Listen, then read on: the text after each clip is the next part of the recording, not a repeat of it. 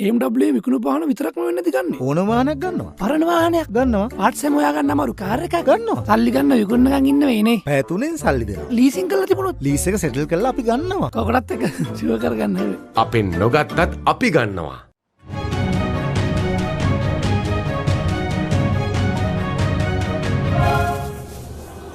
When you're the leader of your business, keeping your business ahead of the game is always your aim. And here in Biznomics, in your weekend's most profitable 60 minutes, that's exactly what we help you to achieve. I'm Tailoring, and our focus today will be on empathetic leadership. Empathy, the ability to understand another person. One might say that is the most important skill for a leader today. When there is so much of crisis going around as a business leader, how much do you understand your team members? Do you make decisions? Do you communicate in a way where your team members feel that you understand them? If not, today's episode will help you to get some insights on that and even improve your leadership game. Our special guest for today's episode is none other than a specialist in empathetic leadership. She is an author, a world-acclaimed speaker, and someone with experience across multiple continents in the field of advertising and communication. Please join me in welcoming the guest of today's episode, Ms. Mimi Nicklin. Mimi, welcome to Biznomics. Absolute pleasure to have you with us. Thank you very much for having me. Mimi, I'd like to get to the crux of the matter here. What exactly is leadership? Because we ask this question from so many people, but the interesting thing about this is that no matter how many people you ask this from, you will always have a different answer, you will always have a different perspective. I'm curious to know your perspective. As a citizen of the world who has traveled around the world, you have worked across the world, you have obviously been exposed to so many different cultures. So from a global perspective, what exactly is leadership to you? And today in this world, what are we expecting from a leader? Fascinating question to start. I mean, I think from a what is a leader point of view, for me and in all the experience I've had around the world, a leader is someone that is able to evoke trust and respect from a group of others that will therefore want to and be motivated to follow them, to follow in their footsteps and to believe in them. A leader's responsibility is to be able to take people from point A to point B, whether that's short term or long term, and actually enable them to come on that journey with you. In terms of what's expected today, it's changed hugely, and the need for emotional intelligence, empathy, the need to understand those that you are leading has really changed and has shifted in a very sort of upward trajectory, unlike at any other point in history. And of course, in the years that have passed, what employees need from their leaders has changed, their expectations have changed, and therefore what you need today to be a good leader is different from perhaps what it was only 5 years ago. Interesting thoughts indeed. So today, especially as the world is emerging out of the pandemic and economies are trying to grow, people are returning back to the workplace. They are seeing that face-to-face interaction and communication with their bosses, with their leaders. So how, in your view, has the expectations changed? The expectations that people have from their leaders, in your perspective? People are now looking for a far more authentic level of leadership. I think one of the things that the pandemic taught us, particularly when it comes to the use of screens and digital engagement and communication, is there's been a breakdown of many of those hierarchies. And what that's meant is that employees, teams today, far more demanding of their leaders, of the teams that they look up to be authentic, to be true, to be real reflections of who they are, but equally to understand who I am as a member of staff, as a team member. Just because hopefully the worst of the pandemic is over, life has changed, expectations have changed. And one of the things I think we've seen coming through more than ever is the intelligence and the insight around generational gaps, right? The leaders on the whole, perhaps people in their 40s, 50s, 60s, and the workforce that's coming up behind them, they have extremely different expectations of what a workplace should be and what a leader should be. And that's challenging. That's challenging for many leaders that are out there in the market to look at how do I adapt my leadership, perhaps something that I've been doing for 20 or 30 years, to what is a very changing need from the new employees coming in at the bottom. Interesting thoughts once again. Let's get to empathetic leadership, your speciality, something that you're extremely passionate about. What exactly would you mean by empathetic leadership? And Mimi, how relevant is it in today's world? Because we hear this common term and common phrase all the time. Yeah. They just don't understand me. We hear this echoing across the world. So in a time like that, how vital is empathetic leadership? Well, let's start with what empathy is. To empathize with someone is to be able to take their perspective. So one of the things I spend a lot of time explaining to leaders and to organizations is that empathy is not a soft skill. This is not an emotional skill. This is actually a hard skill, okay? It's a hard skill to master. It's a hard skill to find in staff, and it's a hard skill to sustain.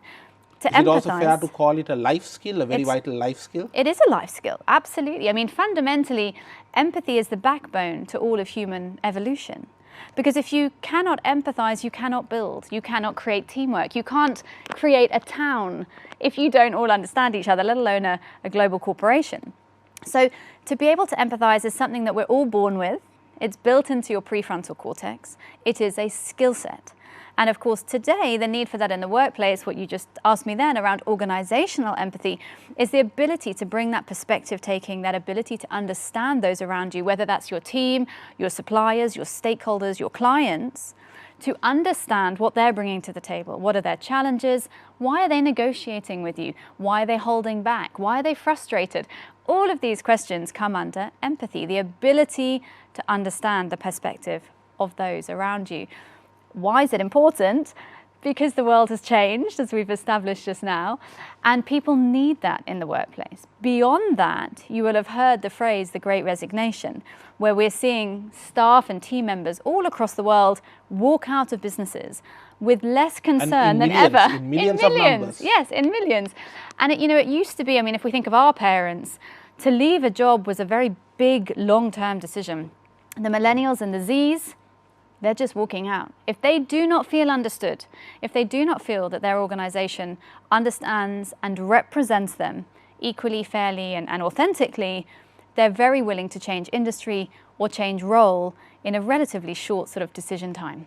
And do you notice as well that most of the millennials today, when they come to a workplace, they expect the freedom to be given to explore new ideas, new suggestions, and they want to be heard. They don't want to be just told, they want to be heard, and if they feel they are not being heard, they will walk out. Absolutely. And I think the learning is two sides of that. So on the one hand, if you don't listen to them, yes, they might walk out. But on the other hand, if you're not listening to them, then why not? Because they are actually the future, right? If we're talking about the youth and the young ones or the middle level that are coming through businesses today, they are far more likely to have the sense of pulse of what's going on, on the streets, on the ground, in real life. And so many of today's best sort of evolutions and innovations are coming from very, very young people. So they deserve to be listened to, and it's of value to listen to them. But to your point, they're also demanding that as well. Absolutely. And if you look at the current situation in Sri Lanka, because Mimi, I've seen your social media work, you're someone who is extremely popular globally for your, I would say, unique way of thinking in terms of being positive, being empathetic. But if you take the current Sri Lankan context, and I know that this is a situation that almost all Sri Lankan corporate leaders, business leaders and individuals are going through, we are struck by the triple crisis, the energy crisis, the electricity crisis, the forex crisis, and this kind of goes into a spillover effect for so many other businesses around the country. When all these problems are there, how can a leader still stay positive? Look, I think it's a very difficult scenario to be a leader. It was very similar in 2020 and probably for many into 2021 as well, because the pandemic, like the current situation in Sri Lanka, is something we haven't been through as leaders before. There is no rule book. Nobody gave me a book as how to be a CEO today, right? So I think it's a very tough time. It is a very difficult time to come through that. I think you need to perhaps shift the focus slightly on that question away from positivity per se, because actually teams aren't necessarily looking for ever positivity, right? Everybody understands that we're in tough times and that positivity may not be the right emotion for the boardroom today. But this idea of being able to find opportunity, and I'm a great believer that where there is challenge, there is opportunity, right? So the harder things get, the more that means we can innovate, the more that means we can find opportunity. It means that as leaders we have to listen ever more.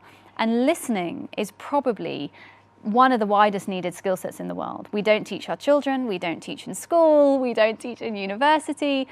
But as context becomes more complex and your employees are coming into work and you know that they've left this environment, they've left homes that aren't powered, they've left children in schools with troubles, maybe they have elderly at home who don't have any fans or air conditioning. There's a lot of tension. And I think as leaders, we have to really respect, and this has changed, that there is context, right? How someone is performing or behaving today cannot be separated from the context they walked in from and will go home to tonight. And that understanding is different. 20 years ago, a boss didn't care, right? You come to work, you do your job, you go home. But I think that need for empathy, when the world gets crazy, that need goes up. Mimi, in terms of what the Sri Lankan corporate sector is going through today, especially the employees, as you very correctly said, they've got troubles at home, they come to office, even the officers are lacking power, clients are screaming from one end. It's the perfect storm that one could really think of. For a leader, if you were leading a team in Sri Lanka, I would like to ask you this: how would you be starting your day, starting the work day at the workplace? What would your approach be? I think it's very important to address what's going on without going into gossip and scandal. There's plenty of gossip and scandal, not just in Sri Lanka, but everywhere. But to actually ask people how they're feeling. So it's really, really powerful words are how are you? You know, how are you and how can I help? I've learned in my career and in running businesses that the latter, how can I help, are some of the most powerful words in leadership. Ask your employees how they are, give them the space to tell you. This is not about moaning or being an agony aunt, but simply recognizing what we've been through the night before and the day that's beginning and asking them, how can I help you today? That question, it closes the gap between leaders and their teams. It creates respect, it creates trust, which goes back to my point at the beginning about what a leader is. So I think you have to be human. We can't, as I said, we can't divorce ourselves from what's going on out in the world. We have to recognize that everybody deals with that differently and that people's contexts are very different. People may need you to flex rules for them, change rules for them, and not to be scared of that. Just because it's been one way for 25 years doesn't mean it can't change. I like that thought. Just because something hasn't changed doesn't mean that it can't change. Exactly. The potential to change is always there. Exactly. Mimi, I want to also shift the focus towards managing millennials, because now you and I, we are not millennials. We basically are not being directly dealing with the Gen Zs and all that, but we are now having to manage them. We have to deal with them. We have to make sure that they are able to contribute their best to the organization. But for someone who is not from the modern millennial era or the Gen Z era, when it comes to managing them, what should they know about them? I think what they should know is that this new generation of people, they're incredibly curious, they're incredibly community driven, they feel great responsibility for the world. They believe, quite fairly, that the older generations have messed up their world to some extent, right? Whether that's true or not, but that's what they believe. They look up to us and they think it's our fault. And in part, probably it is. Probably it right? is. Probably it is. Probably it is. But they are very generous. They are very community driven. They are curious. They want to grow. They're impatient, for sure. But of those facets, I think that the most important thing is to understand that the need for community for this generation is more than at any other time. Where they find that community on the whole is through social media. And I think if I had to give one piece of advice to leaders that are at the other end of the spectrum to understand, is when that they're on Instagram or Twitter or wherever they are, they're not sort of escaping work or wasting time. They are connecting with their community, right? So when we were younger and we went out for a coffee break outside in our break time, we connected. Today's generation, they might go out and all stand separately and all be on their phone. Correct. There is a perception with the older leader that they are lazy or disconnected or they're Distracted, unfocused. Distracted.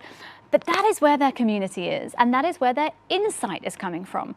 And as I said earlier, all of that insight can be hugely valuable to your business. So I think it's a matter of understanding the psychology, taking a bigger picture and saying, what is this young person doing and why? Now, are there other sides of this generation that are very complex to manage? Yes. There is a lot of entitlement because of that feeling that the older generation hasn't necessarily supported their world. And there is a belief, and I wrote about this in my book, that we can't teach them anything, right? There is often a misconception that you can't teach me because you don't know my world. You don't understand us. You're too disconnected. How you used to do things is different. The key is to acknowledge that and tell them, listen, I don't understand what you're doing right now, but let's focus on the outcomes. We're both in this for the same reason. The path to get there may be different. Correct. But as long as we're aligned to the vision, the business vision, the project vision, we know where we're going as a team. I need to give you the space to achieve those goals how you want to achieve those goals. How I would have done it 10 or 20 years ago is actually a different matter. Focus on today's age and trust them. Trust people to do their jobs. Sometimes that's very scary, but let go, give them space, course correct, and trust them to do the right thing. Some very empathetic insights there from you, Mimi, and we're going to come back to you on more details on that. Stay tuned. We will be back after this short break. This is Bisnomics. Uncle Samson එයාගේ කාරක විකුණන්න තීරණය කළා. Add එක දැම්ම විතරයි. සට ගාලා කට්ටිය එන්න ගත්තා. හැබැයි මගේ අම්මෝ තව ලක්ෂ දෙකක් අඩුවෙන් කරමුද? ඕපන් පේපර්ස් කරමු. මට ඔය හිරේ විලංගු වෙන වැඩ කරන්න නම් බෑ. මේක හොඳ ගානකට විකුණලා දෙන්න. හැබැයි මීටරේ නම් පොඩ්ඩක් කරකවන්න වෙයි. ඇයි ඉතින් බොරු කරලා විකුණන්නේ? ජෙනුයින් මයිලේජ් එකයි සර්විස් රෙකෝඩ් ඔක්කොමයි තියෙනවනේ. අංකල් සැම්සන්ට වාහන විකුණන එක එපා වුණා. AMW වෙතින් ඕනෑම වාහනයක් කරදරයක් නැතුව විකුණ ගන්න. අපෙන් නොගත්තත් අපි ගන්නවා. Welcome back to Bisnomics, your weekend's most profitable 60 minutes. I'm Tharandu Amarsekara. We are in conversation with a specialist in empathetic leadership, a creative strategist who is none other than Ms. Mimi Nicklin. Mimi, now let's talk about one aspect when it comes to communication, because nowadays even businesses need to communicate in an empathetic manner with the customers, with the community, because even that is under scrutiny, because if you communicate something that is not aligned with the people's pulse, people's expectation, the business can really be in some hot waters there. So in communication, we live in a world where they are always saying, look, think outside the box, get the information from outside, and always look outside. But you've been someone who has been advocating the concept of thinking inside the box. Tell us, how does thinking inside the box, looking inside the box, how does that help today's leaders? I think it's a two-part answer, actually. The inside-the-box concept is very much connected to marketing, and as you said, I do a lot of marketing and brand strategy. Inside the box talks about looking inside our organizations to find the stories and the brand journalism that we want to connect with those consumers, as you said, to empathize with them, to connect with them. So much of that sits within our businesses, particularly if you are a heritage or a family business. You have a very long system behind you of stories and opportunities and growth.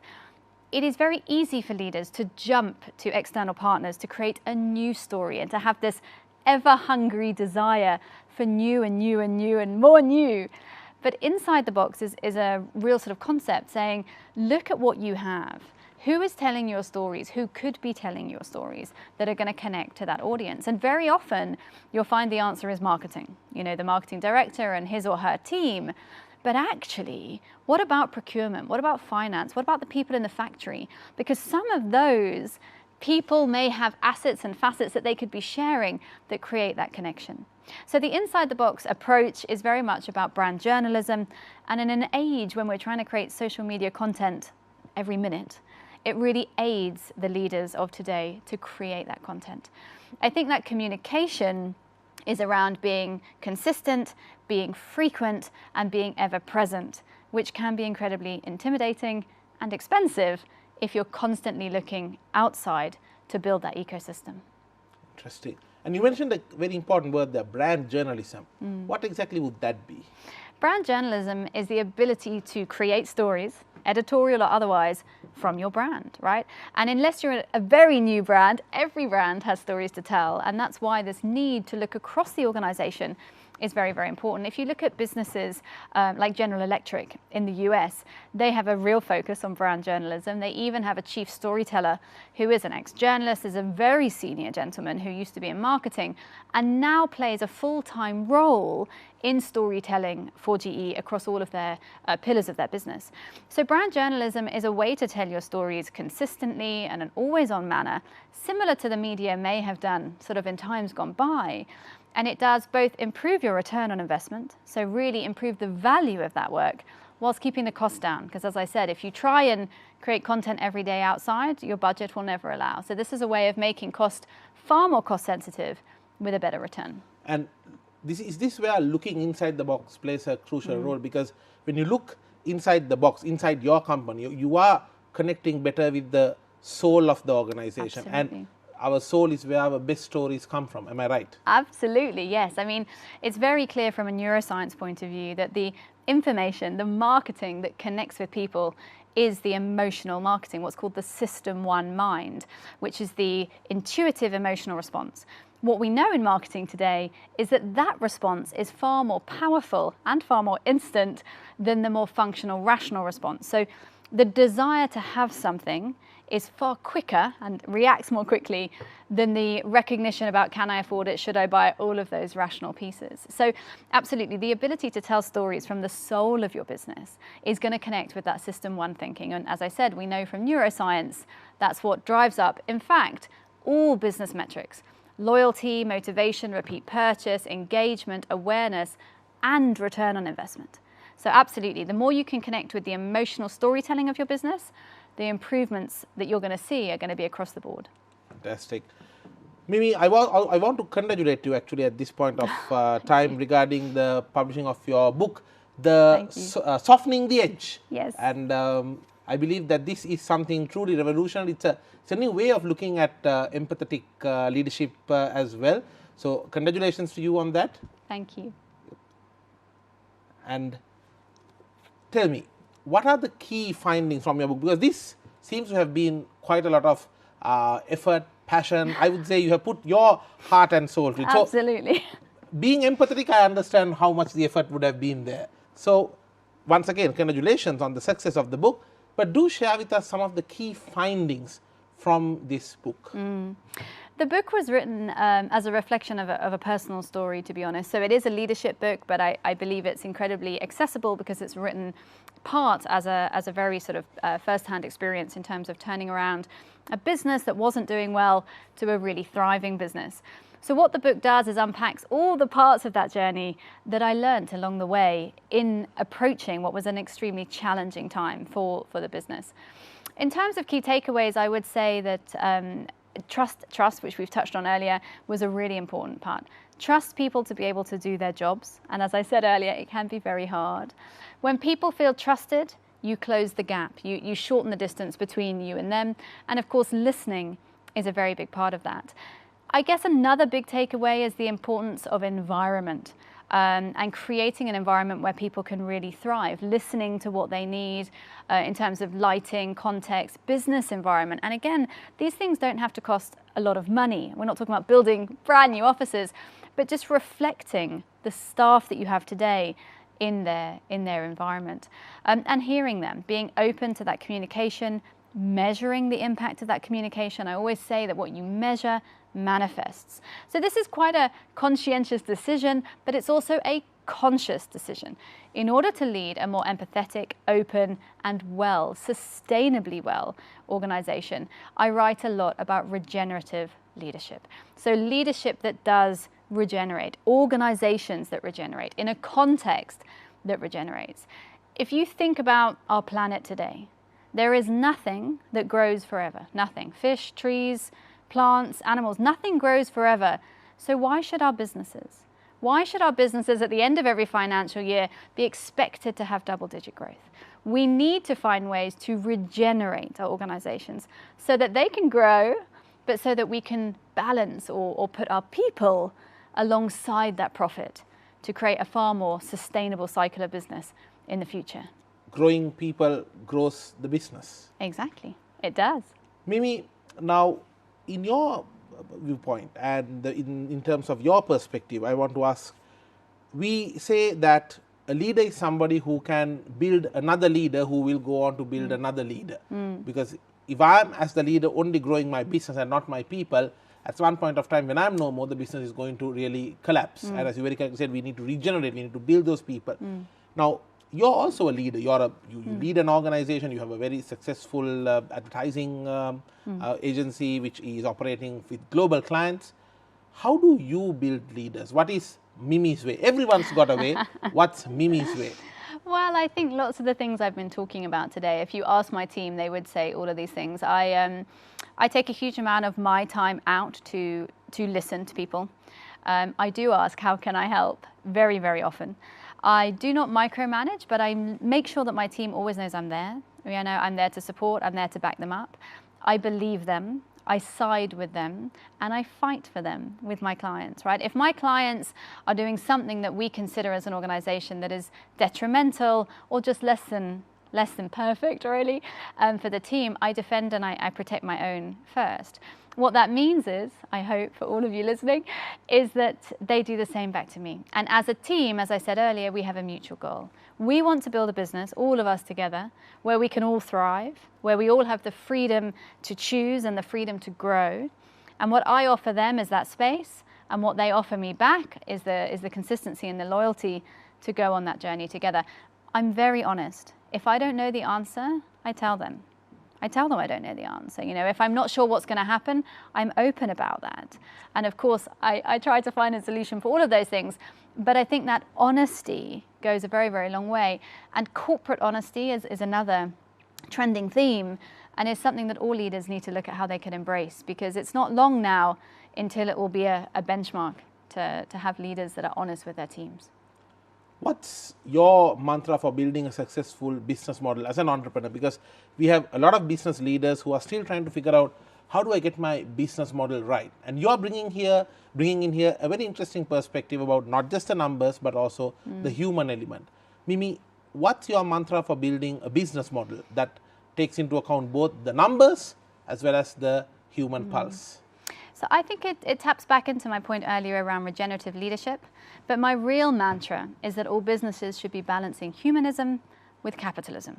That is what I spent my entire life talking about. I built my business on these principles. How do you build or evolve organizations to balance the humans with the growth? If you do not do that, it's only a matter of time until one of those sides falls off, right?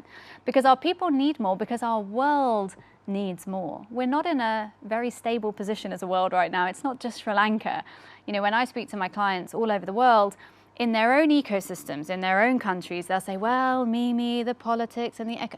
It's not just here, right? The whole world is going through a seismic period of change and uncertainty and anxiety. That means that the needs of our people, whether you like it or not as a leader, are paramount and increasing all the time. So my mantra is that we have to build businesses that balance humanism with capitalism, but knowing that, the data shows that when you do that, you will grow. So it works for both sides. I like the optimism there, indeed. Mimi, when you look at organizations around the world, and when they are carrying out their advertising, their marketing, etc., and of course their brand journalism, as you very correctly said, they have to take into account some of the politics, they have to take into account the environmental factors, the social factors, etc. Now, I'm very interested in the social factors, because that's to do with the people. Yes. People's shift of thinking, people's shift of trends, the way they live their life, etc.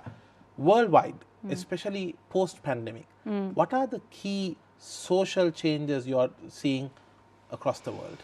I think, unfortunately, they're not particularly positive. The two that come to mind instantly, I would say one is anxiety. There is a huge amount of social anxiety on all levels, and I think the definition of anxiety has probably changed and widened. But people are so unsure. People are unsure in their governments, people are unsure in their businesses, people are unsure of brands. Recent data has showed that 75% of brands could disappear off the planet and nobody would care, right? So there is a huge amount of anxiety in our what once were stable systems. The other side of that, I would say, is skepticism, because we are entering an era of huge skepticism. People do not believe us anymore. Leaders, brands, governments, social services, there's huge amounts of skepticism, in many cases for good reason, but in many cases because it's spilling over from the first trend, which is around uncertainty and anxiety. As I said, on the good news, there is a generation coming through that is very keen to help. There is a focus on rebuilding communities. There is a real demand for generosity, which we're seeing across the board. And if you look at the current Russia and Ukraine environment and the mass generosity and support from the world to support the Ukraine. People were booking Airbnbs to They help the were? people in Yes. Ukraine who were getting displaced from their homes. So there is a sense of generosity and community out there that is coming up in the world and is balancing off those more sort of unsure trends. So it's a very changing time. Consumer confidence is low, anxiety is high, but optimism is there on the horizon. But at the same time, we also do see a rise of activism, and especially against brands, because we sometimes see, Mimi, some of the large brands of the world, if they have been doing something wrong or bad, it's somebody from inside their own organization that will leak out and say, look, my company is doing something wrong, the world take action. Now, how interesting and challenging does that create, does that make things for the big brands? Yes, particularly again in the younger generations, there is a huge demand to act and they're not scared. Correct. That's why we're seeing this great resignation taking place. People have found a confidence to speak up against things that they don't like. They expect brands to behave. I think it's 69% of consumers say that brands should address social problems or social unrest, right? Correct. If they're not doing that. And even right now, the willing brands to- which are not pulling out of Russia are being severely criticized. Absolutely. Absolutely. And I think, as the world continues to go through these shifts, more and more consumers will ask brands to act in their favor. And of course, it's not always easy for the brands either. But you're right. That's why all of these things are so needed. Honesty, trust, communication, listening. If you do not listen to the pulse of your business, you will be surprised when these whistleblowers or these bold voices come out because you weren't listening. So what does the Great Resignation mean? It means you need to listen, right? You need to listen, you need to act if you don't want to become an organization where your staff goes AWOL. What are the trends for the leaders in terms of managing the future ahead of them? Let's talk about that on the other side of this short break. This is Bisnomic. Uncle Samson එයාගේ car එක විකුණන්න තීරණය කළා. Add එක දැම්ම විතරයි. සට ගාලා කට්ටිය එන්න ගත්තා. හැබැයි සතුටින් හිටපු අංකල් සැම්සන්ට වාහන විකුණන එක එපා වුණා. AMW වෙතින් කරදරයක් නැතුව විකුණ ගන්න. අපෙන් නොගත්තත් අපි ගන්නවා. Welcome back to Bisnomics. I'm Tharandu Amarasekara, and our focus today is on empathetic leadership and lessons for modern leaders in managing the modern generations. And we are in conversation with a specialist in empathetic leadership, Ms. Mimi Nicklin. Mimi, let's talk about your journey.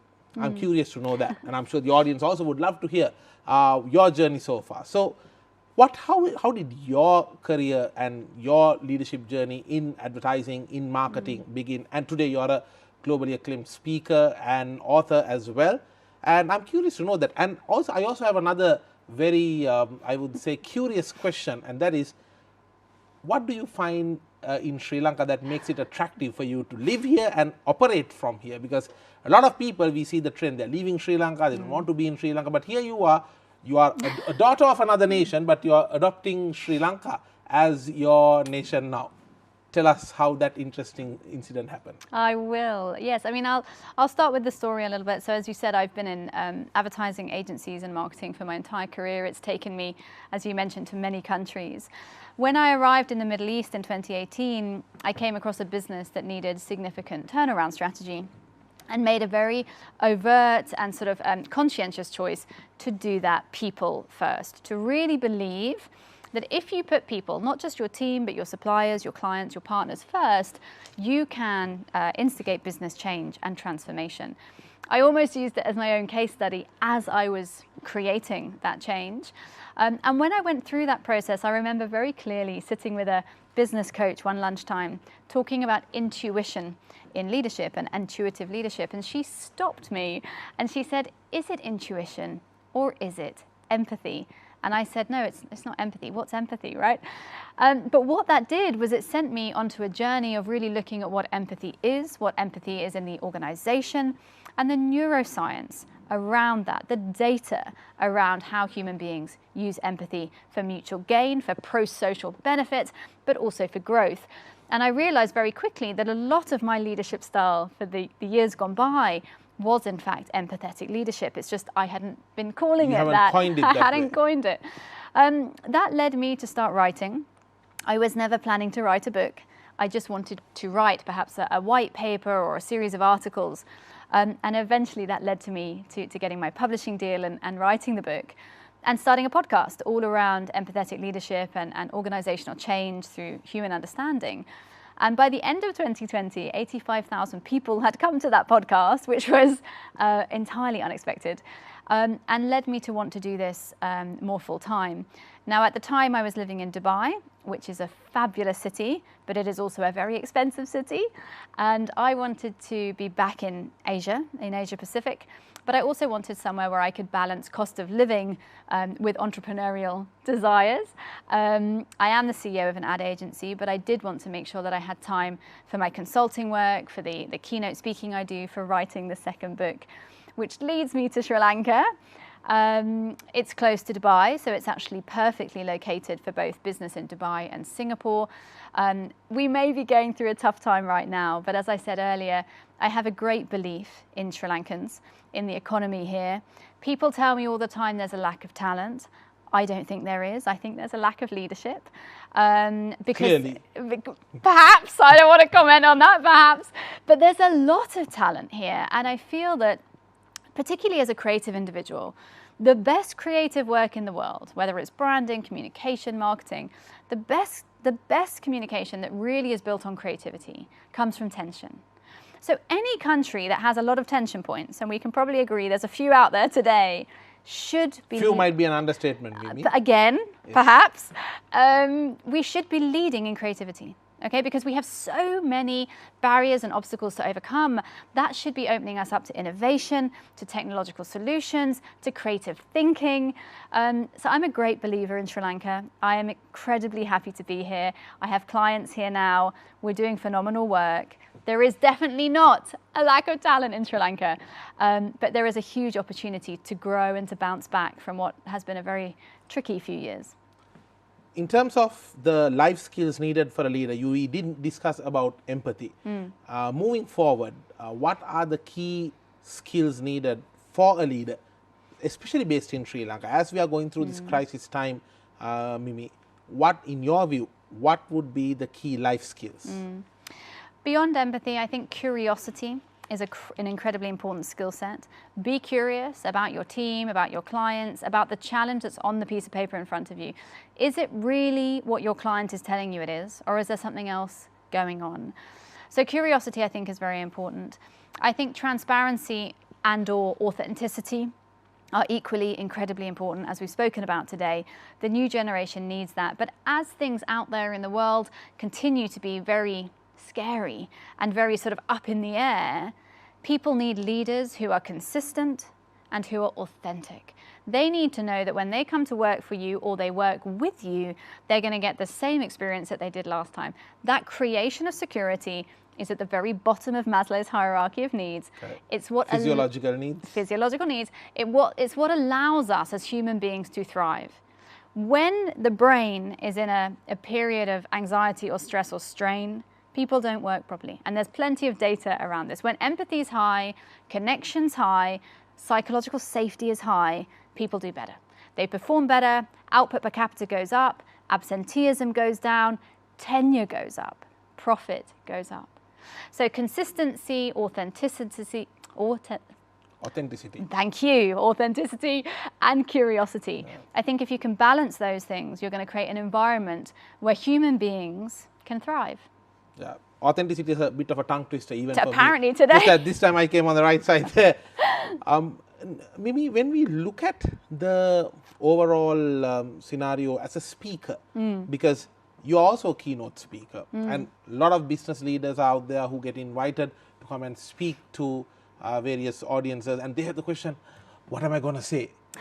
How do you tailor your message to match the audience?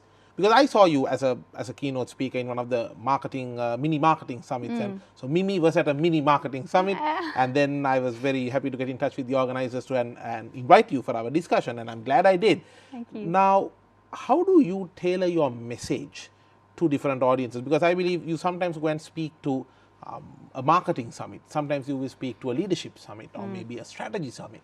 How do you tailor your message across audiences and especially across times? Because these are tough times to be a Sri Lankan. These are tough times to be a Sri Lankan corporate professional. Absolutely. Tough times for you, for me, and for anybody who is watching this show. But especially for a leader, when they address audiences, how do you suggest that they tailor their message? I think tailoring is probably the key word. I never repeat a keynote. Some of them might be similar because, of course, the insights are, the Correct. insights don't change overnight. But I tailor every presentation or every keynote I do to that audience. I spend significant time, if I'm speaking to a healthcare audience, to understand their world and what they're going through, because the inconsistencies and the tension are unilateral. But how they come to life are very different. So I recently did a conference, for example, to an organization of dietitians, about 1,000 of them on a call in the US. Now they're experiencing all the same things, but in a very niche segment. And I went to lengths to make sure that when I did that keynote, I used words that they understand, terminology that's relevant. So when they get to the end of that keynote, they think, and they're right to a certain extent, that I understand their reality. They're like, that woman that spoke to us knows what it's like to be a dietitian right now. As an empathetic leader and someone who wrote a book about empathy, I consider that's my requirement. That's a mandate for me. I can't talk about empathy and then not empathize with my audience. So I think that tailoring and preparation is really important. Beyond that, some of the things we've spoken about today, being authentic and being positive. I like to believe that when I leave a room, I leave it more optimistic than when I went in, because I really do believe that in challenge comes great opportunity. And the glass is always half full. How you look at things is entirely up to you. If we focus on all of the things we can't do, we will hinder the things that we can do. So that's my belief. Mimi, Singapore, Dubai, the UK, and many other Middle Eastern nations, Asia Pacific nations, Sri Lanka, South Africa, the list goes on in terms of the different business landscapes that you've been involved in. How do you manage the culture shocks, the cross-cultural differences? Because clearly all these countries would have a much different culture compared to the culture that you were born and raised in. And how do you manage the culture shock? Because today's global leaders, that's one of the other challenges they face, managing that culture shock. It's a massive challenge for them. It's not something where you can just easily read off a theory like a Hofstede theory or a model and then easily go and say, look, I can now manage any culture. It doesn't work that way. You need to be there. You need to get into the groove, as they say, and dance to the beat of each culture. What's your mantra for managing the culture shock and gaining that cultural intelligence? I would say that we are all far more alike than we are dislike. At the end of the day, we're all humans, and absolutely across all of these markets that I've been working in, and my goal has been cultural understanding. That's why I've been on this journey. But what I learned along the way, whether you're with businessmen in Nigeria or Korea or China or the Arab world, where there are very sort of vast differences in nuances, but the key drivers of being human, it's always the same. We all want to be loved, we all want to grow, we all want to win, we all want to feel safe, we all love our children and, want to have a personal life. So if you can just represent the humanity in the room, I find that that's a really very, very powerful belief set, to believe and to understand that we're all far more alike than perhaps the media makes us out to be. Of course, a really healthy respect for how other people do things is incredibly important. That's part of being empathetic. The other thing I've learned is that if you don't know, ask. Again, back to curiosity. Many people are scared to ask someone from a different culture, sorry sir, could you help me understand why you've done this, or why we're eating this, or why we're working like this?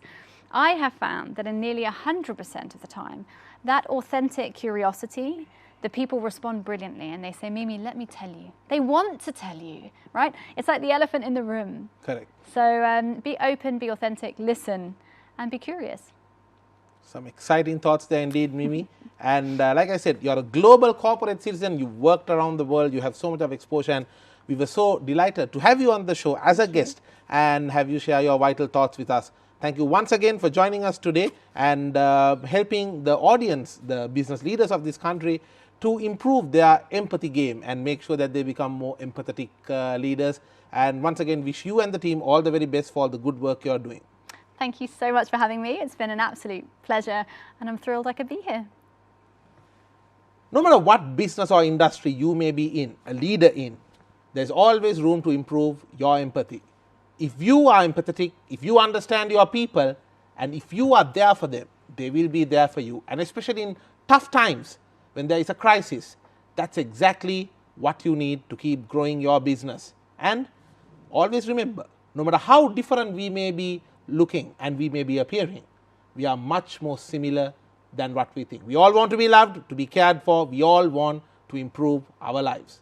And this coming week, may it be a week where you can improve your life, improve your business, and through empathy, may it be a week that brings you all the success you desire for. I'm Tailoring, and I will see you with the next episode. This is Bisnomics.